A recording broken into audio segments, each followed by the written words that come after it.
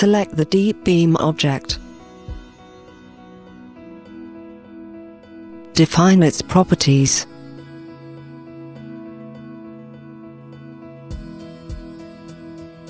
Insert the element just like an ordinary beam.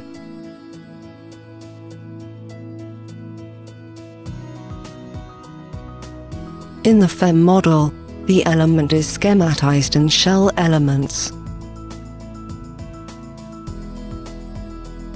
And get the same verifications as ordinary beams.